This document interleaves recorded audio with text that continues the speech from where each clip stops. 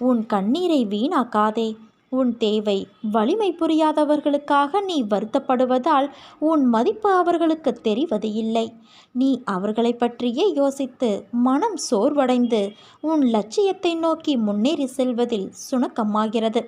அப்படிப்பட்டவர்களிடமிருந்து நீ சற்று விலகியிருப்பதே உனக்கு நல்லது என் தங்கமே. அதற்காக அவர்களுக்கு தீமை செய் என்று நான் சொல்லவில்லை. அவர்களே உன் தேவையறிந்து உன்னை தேடி வரும் பட்சத்தில் நீ உதவி செய். மன அமைதி இழந்து நிற்கும் உன் வாழ்க்கை கூடிய விரைவில் மாறும். நீ எதிர்பார்த்த நிம்மதியான மகிழ்ச்சியான வாழ்க்கையை வாழப்போகிறாய். இன்று உனக்கு ஏற்பட்ட விஷயங்களை நீ அவமானம் என்று கருதாதே. உன் மனதில் கபடம் இல்லை. உன் மனதிற்கு தெரியும் யார் உன்னை ஏமாற்றுகிறார்கள் என்று. அவர்களை உன் வாழ்விலிருந்து நகர்த்தி வை. எதையும் பொறுத்து கொள்ளலாம், ஆனால் நம்பிக்கை துரோகத்தை மட்டும் பொறுத்து கொள்ள முடியாது. அப்படி செய்த அவர்களை என் கையில் விட்டுவிடு.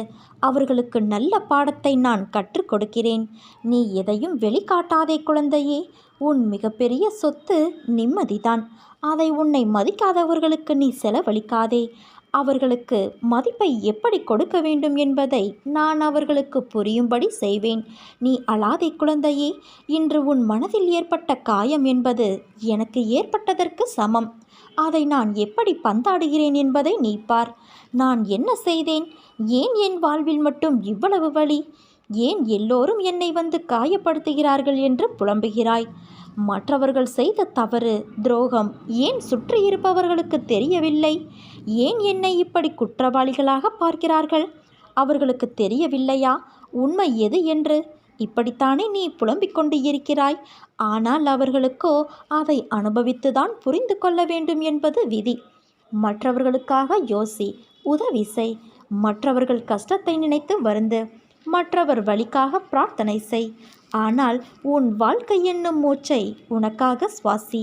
அதில் ஒருவர் மட்டுமே உயிர் வாழ முடியும். அந்த மூச்சை நீ மட்டும்தான் சுவாசிக்க முடியும். நான் சொல்வதை உன்னால் புரிந்து கொள்ள முடிகிறதா?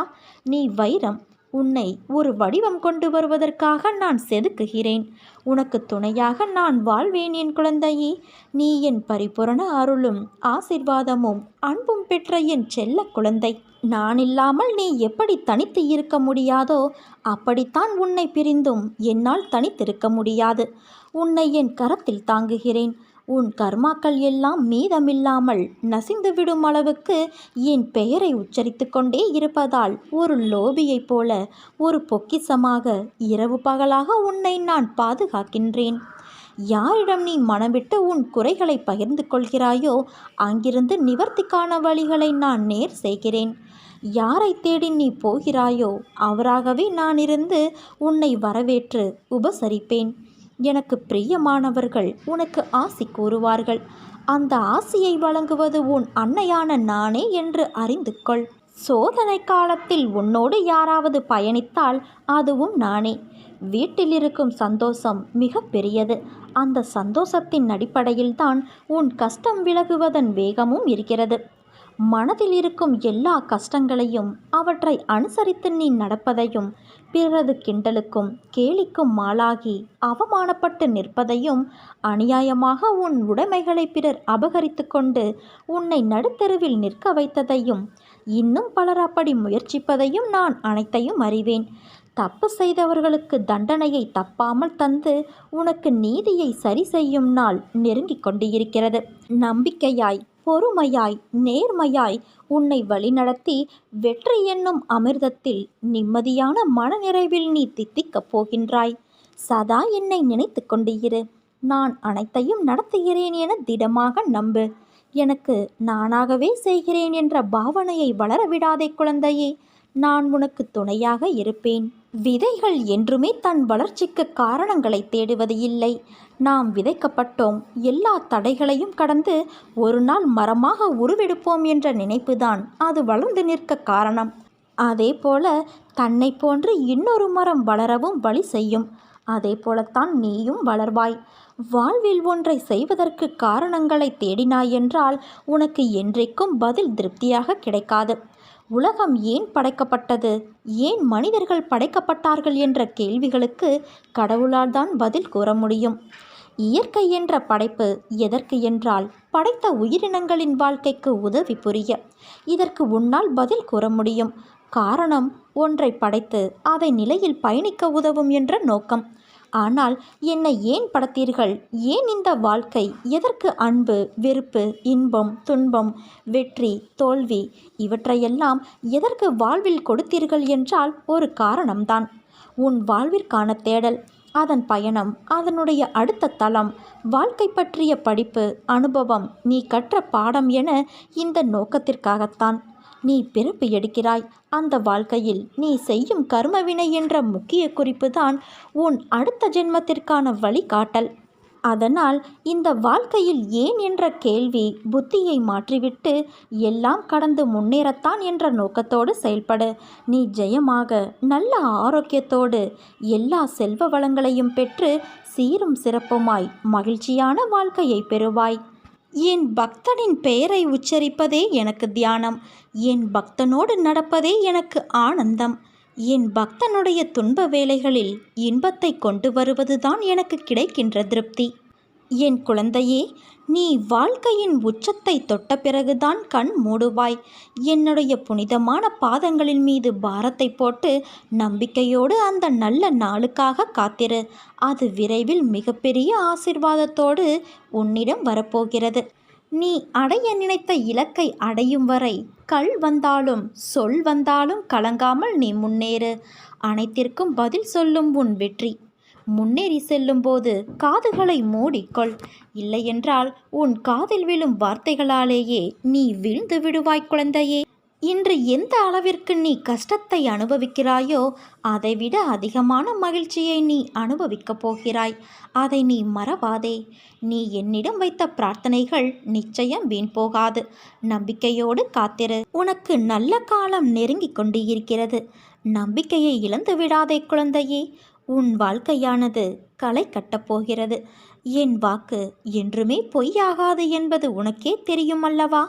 தக்க சமயத்தில் உன்னை தேடி வந்து வேண்டியதை தந்து உன்னை வழிநடத்தி செல்லவே உன் அன்னையான நான் இருக்கிறேன்.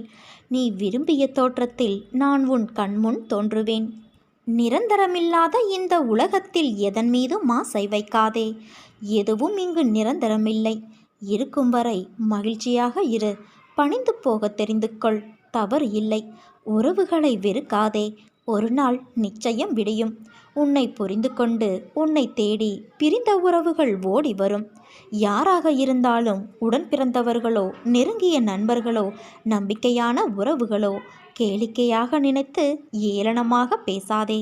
நீ காண்பது அனைத்துமே மாயை. இந்த பரந்த உலகத்தில் அறிமுகமாகும் அனைத்தும் மாயை. எதுவும் நிரந்தரமில்லை. இந்த தருணத்தில் விட்டு சென்றவர்களை நீ தேடி போக தயாராக இரு. அதில் தவறு இல்லை. ஒதுக்கி வைத்து பார்த்து ரசிக்க நினைக்காதே. உன் தலைமுறை செழிப்பாக இருக்க எதை வேண்டுமானாலும் செய்யலாம். உனக்கும் எனக்கும் பூர்வ ஜென்ம புண்ணியமில்லை என்றால் நாம் வாழும் வாழ்க்கைக்கு அர்த்தமில்லாமல் போய்விடும். உனக்கு நான் குருவாக இருப்பது அர்த்தமில்லாமல் போய்விடும். நீ செய்த தவறுகள், பாவங்கள் அனைத்தும் பூர்வ ஜென்ம புண்ணியத்தின் காரணமாக அனைத்தும் மன்னிக்கப்பட்டு உன்னை அதிலிருந்து விடுவித்து உன்னை எனது பக்தனாக அடைந்திருக்கின்றேன். கவலைப்படாதே, கலங்காதே. எனக்காக காத்திரு குழந்தையே. உனக்காக உன் அன்னையான நான் காத்திருக்கிறேன். நம்பிக்கையோடு இரு. நம்பிக்கைதான் வாழ்க்கை. ஏன் இந்த ஆவேசம் உன்னிடம்? நீ சந்திக்கும் பிரச்சனைகளை உன் அன்னையான நான் வேடிக்கை பார்த்து கொண்டு இருக்கிறேன் என நினைக்கிறாயா? என்னை நினைத்தாலே உன் கண்முன் தோன்றுவேன். நீ அழைக்கும்போது நான் உன்னிடத்தில் இல்லாமல் இருப்பேனா? உன் சூழ்நிலைகள் உன்னை நிலை தடுமாற வைக்கிறது. ஏதோ எண்ணங்கள் உன்னில் வட்டமிட்டபடி சுற்றி கொண்டு இருக்கிறது. உன் மனநிலை அழகிய கோலங்களாயிருந்த நிகழ்வை தாண்டி இன்று உன்னை நீயே வெறுக்கும் அளவிற்கு அலங்கோலமாய் உன்னை படுத்தி எடுக்கிறது. புத்தியும் மனமும் நேராக இருந்தால்தான் எண்ணங்களும் சிந்தனைகளும் தெளிவாகும். நாம் செய்கின்ற காரியத்தின் அசைவுகள் என்னவென்று புலப்படும். உன் மனதில் மேல்திரையாய் உன்னை மந்தமாக்கும் வெளி முகம் முடிய எடு. உன் எண்ணங்கள் தெளிவாகும். சிந்தனைகள் வலுப்படும். மனமானது அமைதியடையும். புத்தியும் நிலையான நல்லதில் நிற்கும். மொத்தத்தில் வாழ்க்கை அழகான நிம்மதியின் பூங்காவனமாய் அமையும். உன்னிடம் உன் அன்னையான நான் ஆத்மாவாகவே உன்னிடத்தில் உன் மனதில் புத்தியில் வாழ்கிறேன். நீ எதற்கும் கலங்காதே. நான் இருக்கையில் நேர்மறை மட்டுமே உன் செயலாய் இருக்கும். விரைவில் உன் மனதை நேர்மறையின் பிறப்பிடமாய் மாற்றுவாய். உன்னில் இருந்து உன் அன்னையான நான் மாற்றுவேன். உலகத்தில் என்ன மாறினாலும் நகர்ந்தாலும் உன் அன்னையான நான் உன்னை விட்டு மாறமாட்டேன், விலக மாட்டேன். உன்னில் எப்போதும் இருப்பேன். எல்லாம் சரியாகிவிடும் குழந்தையே. எதற்கும் அஞ்சாதே. உன்னோடும் உன் குடும்பத்தோடும் உன் அன்னையான நான் எப்போதும் இருப்பேன். நீ ஜெயமாக நல்ல ஆரோக்கியத்தோடு எல்லா செல்வ வளங்களையும் பெற்று சீரும் சிறப்புமாய் வாழ்வாய். விடை தெரியாத கேள்விகள், அடுத்து என்ன நடக்கப் போகிறது என்ற வழி தெரியாத பயணமாய் உன் வாழ்க்கை போய்க் கொண்டு இருக்கிறது என்ற வேதனையை உன் அன்னையான நான் அறிவேன். எதற்கும் அஞ்சாதே. என்னால் உன் பயணம் வழி காட்டப்படுகிறது. உனக்கு துணையாக உன் அம்மாவாக உன் வராகித்தாய் நான் என்றும் இருப்பேன். உன் முக சோகத்தை காண்பதற்காக நான் இங்கு வரவில்லை. உன் சோகத்தை மாற்றி மகிழ்ச்சியை தரவே நான் வந்திருக்கின்றேன். நல்லவர் என்றுமே தோற்பது இல்லை. என்னை நம்பியவர் என்றும் கைவிடப்படுவதும் இல்லை. உன் வாழ்க்கையில் நடக்கும் ஒவ்வொரு நிகழ்வுகளுக்கு பின்னாலும் ஒவ்வொரு அர்த்தம் உண்டு. எல்லாம் செயல்களுக்கான பயனும் உண்டு. உனக்கு நடந்த, நடக்கின்ற, நடக்கப் போகின்ற அனைத்தையும் நான் அறிவேன் குழந்தையே. உன்னை பாதுகாக்கவே உன் வாழ்வுக்குள் வந்தேன். உன்னை சீர்திருத்தவே இத்தனை நிகழ்வுகளும் நடக்கிறது. நிச்சயம் நீ செம்மை அடைவாய். உனக்குள்ளும் வெளியேயும் நான் இருக்கிறேன். உன் கையை என்ன ஆனாலும் நான் விட மாட்டேன். நீயும் என் கையை பிடித்துதான் உன் வாழ்க்கையில் நடை போடுவாய். பிறந்த குழந்தையின் கையை பிடித்தால் அது கெட்டியாக பிடித்து கொள்ளும். அந்த பிஞ்சு கைதான் நீ. உன் கைக்கு துணை கொடுக்கும் கைதான் உன் அம்மாவின் கை. என்னால் உன் குடும்பம் ஆசீர்வதிக்கப்பட போகிறது. கவலையின்றி இரு. எத்தனை துயரங்கள் வந்தாலும் தளர்ந்து போகாதே. நான் உன் மனதில் ஆழமாக இருக்கும்போது எதற்கும் கலங்காதே. நீ மற்றவர்களைப் போல இல்லாமல் அனைவரது மனதையும் கவரும் அளவிற்கு நடந்து கொள்வாய். யார் எதை கேட்டாலும் தந்துவிடும் நற்குணம் இயற்கையாகவே உனக்கு உண்டு. உன்னை துரத்தியவர் மத்தியில் எதிர்த்து நின்று செயல்படுவாய். உன் துன்பங்கள் மறையப் போகிறது குழந்தையே. கர்ம பலன்களிலிருந்து நீ விடுபடப் போகிறாய். அனைத்தும் மாறப்போகிறது. எதற்காகவும் எந்த சூழ்நிலையிலும் கலங்காதே. எவரையும் கண்டு அஞ்சாமல் நீ நீயாக இரு. வேண்டியதை தருவதற்கு உன் அன்னையான நான் இருக்கிறேன். எதை வேண்டுமானாலும் செய். என் மீது நம்பிக்கை வைத்து முயற்சி செய். உன்னை அனைத்திலும் இருந்து பாதுகாத்து உன்னை வீழ்த்த நினைத்தவர் மத்தியில் உன்னை பார்த்து வியக்கும்படி செய்வேன். தொடர்ந்து பல கசப்பான அனுபவங்களை நீ பார்த்து விட்டாயல்லவா? பிரபஞ்சம் சில இனிப்பான நிகழ்வுகளை உன் இல்லத்தில் நடத்த இருக்கிறது. அது உன் எண்ணத்தில் உள்ள நேர்மறை சிந்தனைகளோடு இணைந்து செயல்படும். இந்த காலகட்டத்தில் எல்லா கசப்பான அனுபவங்களையும் மறந்துவிட்டு நேர்மறையாக எந்த நன்மை உன் வாழ்வில் நடக்க வேண்டுமோ அதை பற்றி நேர்மறையாக சிந்தனைகளை உருவாக்கு. இல்லத்தில் மகிழ்ச்சிக்கான இந்த தருணத்தை நீ மகிழ்ச்சியோடு ஏற்றுக்கொண்டு இயல்பாக இரு. உன் மனக்குமுறல் நான் அறிந்ததுதான். என்னை எத்தனை திட்டி தீர்த்தாலும் உன்னுடனே நான் இருப்பேன் என்பதே நிதர்சனமாகும். பொறுமையாக இரு.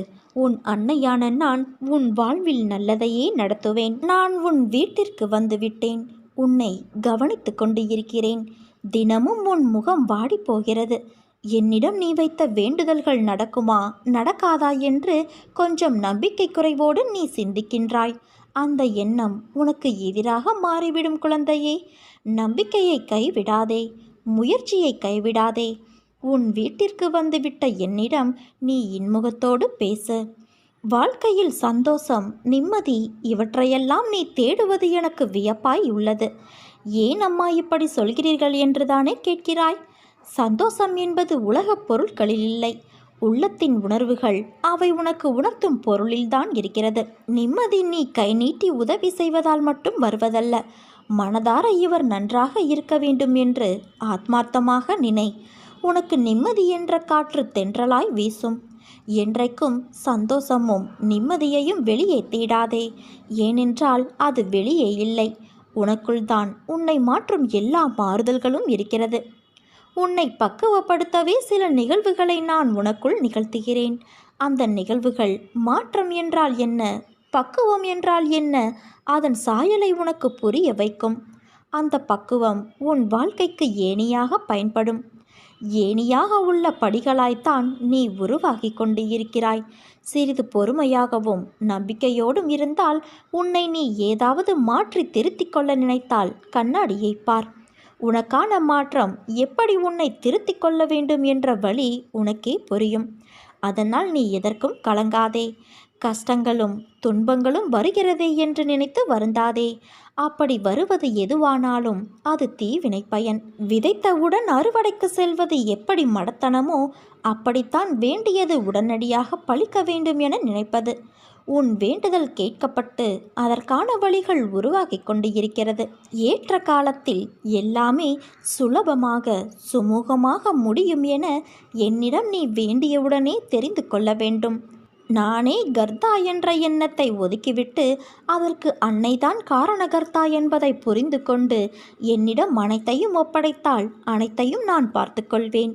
இப்படி செய்து உன்னை முழுவதும் என்னிடம் ஒப்படைத்து சரணாகதி செய்யும்போது நான் நிரந்தரமாக உன்னிடம் தங்கி உன் பிள்ளைகளை வளர்த்து உன் பிரச்சனைகளை போக்கி உன் மனக்கவலையை தீர்த்து அனைத்தையும் மாற்றி இந்த உலகத்தில் உன்னை நிம்மதியாகவும் உன் சந்ததியையும் வளமாகவும் வாழ வைப்பேன்.